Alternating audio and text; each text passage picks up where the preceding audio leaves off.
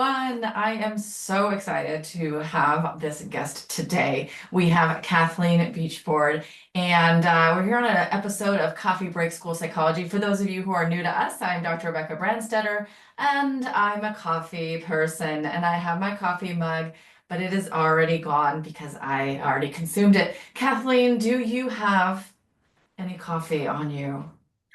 No, I have tea right now, but it's just as good and wonderful. But I've consumed most of it just like you. All right, cheers to the screen. Cheers. We'll get started. Amazing. So, for those of you who just joined us, we are talking about a psychological construct that we all think we kind of know about, like, oh, it's hope as the pillow behind us kind of illustrates, yes. But we're here because Kathleen and I met at a conference and we started talking over coffee slash tea. And I was fascinated by the work that she's doing. And I won't steal your thunder, but I'm just here to tell you we're in for a treat. We're going to learn about hope and how it relates to wellness and student achievement and all kinds of juicy stuff. So, without further ado, Kathleen, feel free to introduce yourself and let me know a little bit how you came to this work. I am a teacher, author, and psychological researcher. As we were talking about, I'm currently doing doctoral research based on psychological hope. And I came to this work because I actually have five adopted children who I adopted as a family set out of one of the worst cases of abuse and neglect in Virginia. Crazy. Yeah. Before I got into research or even psychology, I had these kids and I'd been trauma trained and everything else. And I'm telling you, they showed up and I didn't know what to do. And we went through therapy, we went through attachment there. We did the gamut. And it just felt like nothing was really working, which I came to find out that psychological hope, because I started researching, I was like, I want my kids to do more than just survive, because that's the big thing. Just get them to a level of survival. And I understand that is imperative. That is great. But I didn't want my kids' past to steal their future. And so that led me to find this powerful thing that is not wishful thinking, that is a positive cognitive process that exists in the brain that can literally change the brain. Studies show are currently that it can actually grow gray matter in the SMA region of the brain, and it exists while you're thinking and processing in your medial orbital frontal cortex, and it can actually mediate anxiety in the brain, which can be from like trauma triggers or other things. But it's just so amazing because this one thing, I'm just telling you, with all the research and everything I'm doing, when I started measuring, yes, measuring, hope is measurable, and actually working on the cognitions of hope with my own kids, it changed their lives because it wasn't just to get them to survive, it was get them to thrive. And it's been the most powerful journey because it started with my kids. Then I went full on into the research, and here I am today because hope is just, it's beyond what we think it is. It is a tool that anyone can use. And because it's learned, it can be taught. And that is the most beautiful thing because that means anyone can acquire this cognitive process and it can change their thinking and change their lives, like my own kids. And so I just love it. And Rebecca, I met you because I was geeking out over hope, and she's amazing because we have the same goal. We want people to thrive.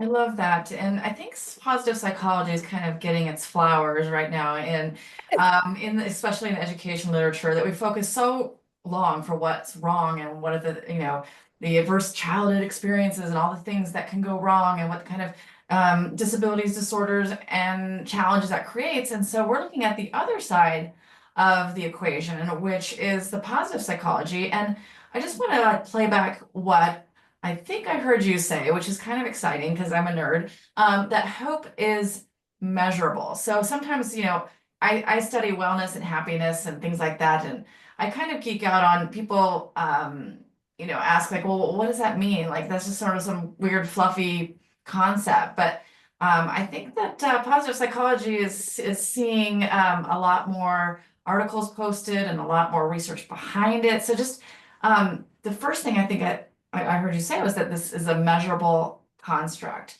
So that's kind of interesting to me. So there are two ways to measure it, depending on your age. So if you have kids and you're in school and you're like a school psychologist and you're working with younger kids up to age 18, high school, it's a little different. There's the Child Hope Scale. It's free. It's online. You could quickly Google search Child Hope Scale. And what you'll get is it's a 6 question Likert scale. And you have a person, if they're really young and they're just learning to read, you could read it to them as a teacher or as a school psychologist and have them answer. It will tell you their agency score. It will give you a pathway score, and then it'll give you an overall hope score. Before you ask, wait a minute, you said it was goals also. The reason there is no goal score is because people are naturally goal directed. Like we had goals before this call. We're like, we're going to talk, we're going to have coffee, it's going to be awesome. But hope impacts the type of goals we set. With people who are lower in hope, setting easier goals, giving up on their goals. They have a belief that they can't do it, so why try? And so we know that all of the good things with life, all of them, from your academic achievement to your academic attainment to your well-being, are all correlated with having high hope.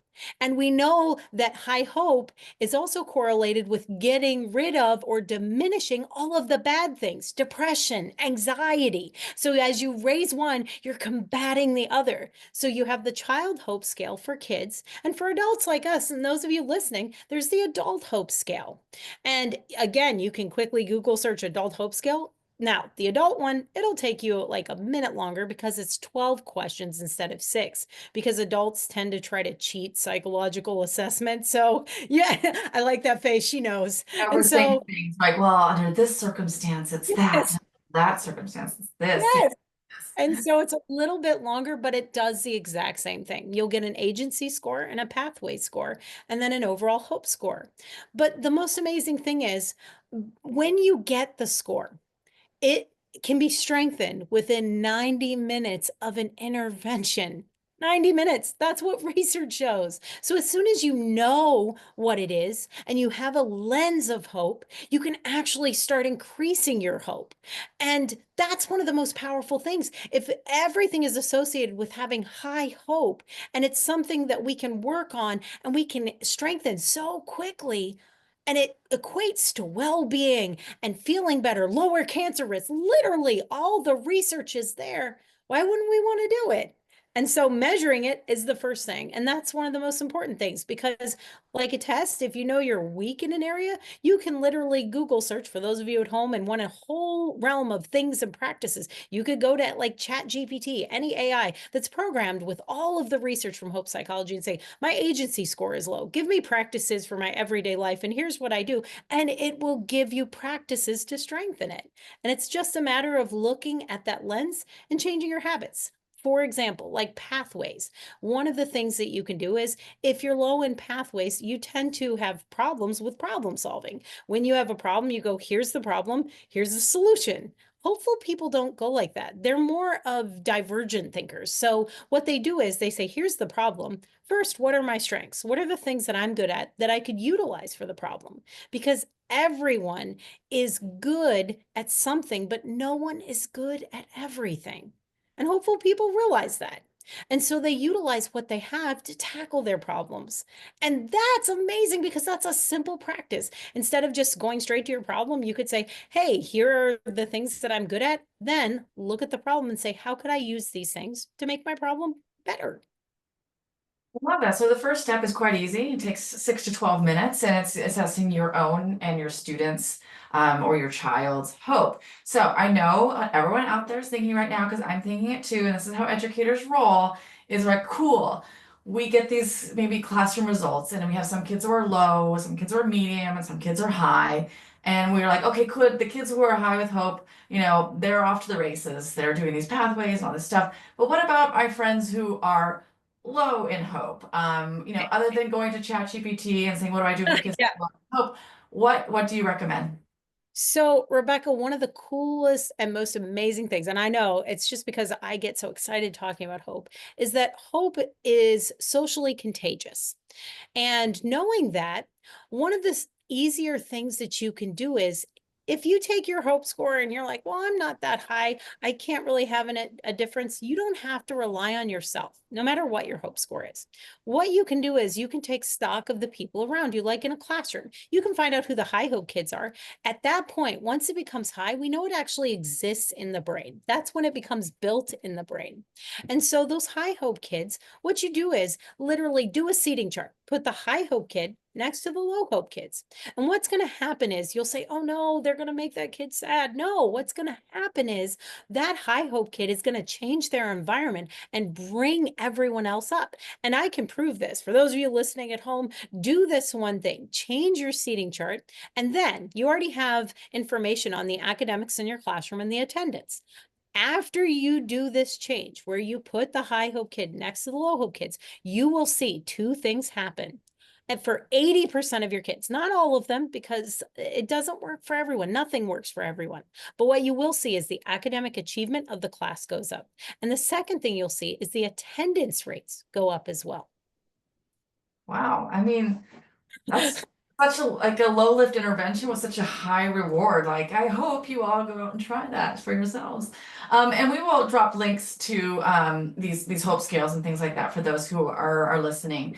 So social contagion, I love that word because it just sounds like fancy. It sounds a little nefarious, but I like it anyway. And that's really what, we talk about all the time in the Thriving Students Collective is that moods are contagious. It's the reason why if you walk into a parent teacher conference or something and you're like, ooh, something's funky in here, like, but no one said anything.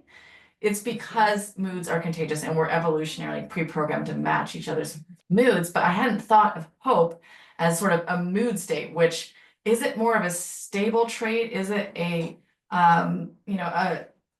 it stable? Is it a trait? Is it state? Like, is it a personality thing? Like, what is it here? There is trait hope, okay? And then there is state hope. And there's both of them. And the reason why is think about yourself. Even if you're super high in hope, your mood of hope that you have, can things happen and it gets diminished partially? Yeah.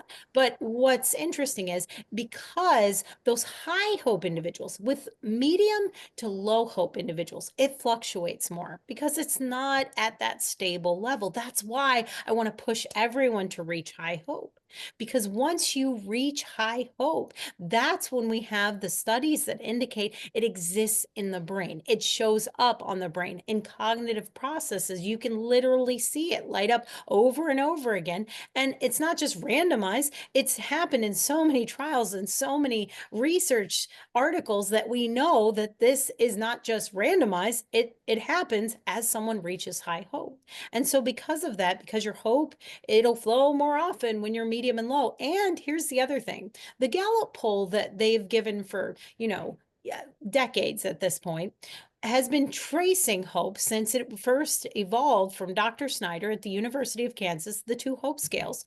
And what we found is as a society, because they give it all over the country to students as part of the student Gallup poll, it's actually been declining, which that's bad. It is bad because remember, if it's learned from our environment and the hope in the environment is going down, we're going to have less people learning to have high hope. So what I'm interested in learning now is, okay, so we have this, we can measure it. That's the first step. The second is that it's contagious and we can kind of just be strategic about matching people. But you mentioned something earlier about that hope is kind of a mix of a whole bunch of different things. And I would love to geek out all day long and twice on Sunday about like the neurobiology behind what structures in the brain it changes. Because I know that gratitude has a similar impact, that if you have gratitude, it literally changes the structure of your brain. Can you talk a little bit about once we know what it is and we are, sort of being strategic about the people we're around, like what next? Well, once you purposely put yourself strategically with those people, and even teachers, like new teachers, make sure they have high hope mentors because we mentioned mirror neurons. The more we're with someone, the more our brains sync up, and we know that. And so because of that, you're more likely to develop those cognitions. So being purposeful with who you're with. But then once you have the results, it's really important because you'll have your goal score, well, you'll have your agency score and your pathway score, that you start to work on your goals. goals. So goals in generally for a person is like a 2-for-1 punch. When you work on something that matters to you, even in a classroom, passion projects, those other things, that increases agency, and it also increases pathway thinking because you're going to push through more to find a way to get the information because you want it. You want to do it. And so taking that lens of instead of trying to stuff information into kids, it's trying to make sure that we are showing kids, hey, set goals. Like, this is what we're learning today. Have them set a goal. And even when you post your objective, teachers, it's important to make sure those objectives aren't like today we're going to learn similes. That's not a goal. You're not teaching goal setting to your kids so that they can gain hope. Instead of that, set a mastery goal or a criteria for success. Today, it could even be a worksheet. If you get 8 out of 10 right, you've mastered similes. That indicates to me I have a goal now. I have something to work towards in this lesson, and that's going to give me more agency, and I'm going to push through more and develop different ways to get there, which is pathways. And also tracking that stuff. It's so important because school tends to take, like we mentioned earlier, there's kind of like a deficit focused in school. And because of that, we as humans, we have a natural negativity bias, so we'll focus in on those deficits. We don't want that. A hopeful practice is instead of saying, hey, why didn't you finish this homework? What helped you finish the parts of the homework that you did do? And even their questioning, looking at what are the strengths in this, look at the progress and chart that progress so that we can see the increase over time. Because as individuals, when we feel like we're making any kind of progress, even a little bit, we will try harder. And that has been shown in multiple studies, and it's a hopeful practice. So you could have, progress boards in your room. You could have picture puzzles where everybody, when they reach mastery or does something, they put on a puzzle piece and it fills a puzzle on the wall. So everyone sees that it's not about how much progress you make, but that you personally are succeeding and making progress on your goals. I love that. I mean, we talk so much like, oh, you learn from your mistakes, but it sounds like you also learn from your success. Like if you can give like two objectives on the board, and the first one is totally doable, like define what a simile is. Yes. Okay, great. And then now I've got, it sounds like I got forward momentum. I'm like, well, now I can kind of dive deeper into that like other sort of mastery goal. Yeah, I mean, learning stuff is cool, and the brain loves learning stuff and achieving things and reaching goals and things like that. So it sounds like it's sort of like a not a vicious cycle, but a virtuous cycle of you have hope and then you have something that you can achieve, and then that gives you more hope for the harder things. Is that an accurate portrayal of how that cycle works? Yeah, that is 100% accurate because as you build more hope, all of the good things happen because it spreads in your environment. So you're making a more hopeful environment, but also into the different realms of your life. You'll set harder goals, which will make you achieve more. Then it'll help you be more, and then you'll become more. So as you work on this one thing, you start to realize that forward progress. And for a lot of kids, you know what? We can't control the things that happened to them previously, like my own children. I couldn't control that, but I could give them the gift of saying, you know what? We cannot change yesterday, but you control tomorrow. And Mm. that agency and ownership, once a kid realizes that it really is in their hands, it's not, oh, the teacher said this, the adult said this, like you get to craft the person you will be. That is so impactful. And it can be through simple things like goal setting, or even at the beginning of the year. What are your dreams? Create a vision board of the person you want to be, not what, because, your jobs, they might change, but who? What are those words and things that just you want to become this? And then post that in your room. Why? So then the first thing a kid sees when they come through the door isn't how well they did on the test. It's your dream takes center stage in my classroom. And that it's highly motivating because they see their goals matter. I love that. And I'm actually like, I didn't know this was possible, but I'm feeling like hopeful social contagion through a Zoom screen. So I love that. I'm getting so excited about ways in which we can apply this in the classroom and in the assessments we do. School psychologists throw that hope scale right up in there, because I think it's such a powerful tool. And I really appreciate you sharing your personal story. I think some of the most interesting research comes from me search. Right? Like I started my whole career talking about burnout prevention as a research project, and it became a research project, and then it became more and more than that because you had this sort of personal connection to we don't want kids to feel like they are who they are is the worst thing that's happened to them. We want them to feel like who they are is who they hope they can be.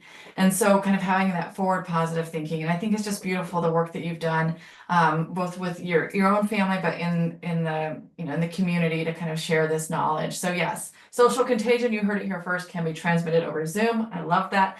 Before we go in our last couple of minutes, we always have like a little extra espresso shot of things that are going to get people really excited. What is a take-home message that you want people out there who are listening to this, who are really inspired by your work and by the literature and research on hope? What's like a little take-home message that you'd like them to take with them?